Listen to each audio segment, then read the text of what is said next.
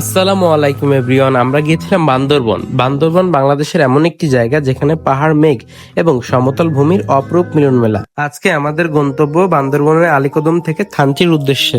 পাহাড়ের আঁকাবাঁকা রাস্তা এবং প্রাকৃতিক সৌন্দর্য দেখতে দেখতে আমরা সামনের দিকে এগিয়ে যাই।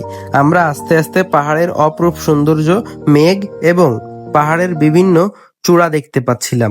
যতই সামনে যাচ্ছিলাম দেখছিলাম পাহাড়ের সৌন্দর্য এবং পাহাড় এবং মেঘের এক মিলন মেলা।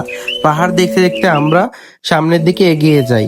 এরপর শুরু হয় পাহাড়, মেঘ এবং সমতলের এক মিলন মেলা। আমরা সবাই উপভোগ করছিলাম পাহাড়ের অপরূপ সৌন্দর্য, যা দেখে আমরা সবাই বিমোহিত হই।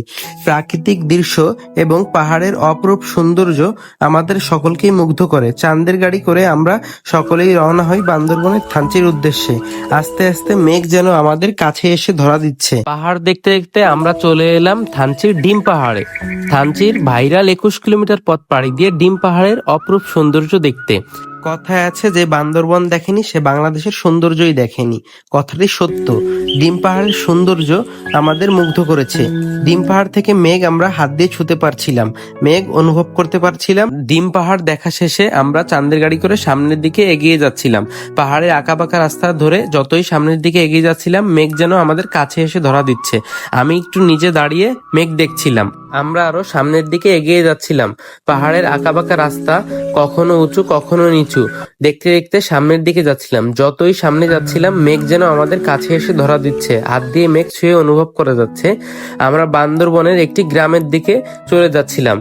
আমার গ্রামটির নাম মনে না থাকলেও জায়গাটি অনেক বেশি সুন্দর। পাহাড় থেকে আমরা দেখতে পাচ্ছিলাম নিচের সাঙ্গু নদীকে। সাঙ্গু নদীর সৌন্দর্য দেখে আমরা রওনা হলাম থানচির উদ্দেশ্যে। আমরা আবার পাহাড়ে আঁকাবাঁকা রাস্তা ধরে এবং উঁচা নিচু এবং কোনো সময় নিচু কোনো সময় উঁচু রাস্তা দেখতে দেখতে রওনা হই থানচির দিকে। যতই সামনের দিকে যাচ্ছিলাম, পাহাড় যেন আমাদের আরো উতরোয় নিয়ে যাচ্ছিল। মেঘ যেন আমাদের কাছে এসে ধরা দিচ্ছিল জুম ঘর, এবং আরো দেখছিলাম পাহাড়ের ঢালে জুম চাষ, যেখানে চাষ করা হচ্ছে অনেক প্রকারের সবজি। পাহাড়ি মানুষ যেখানে চাষ করে তাদের জীবিকা নির্ভর করছে।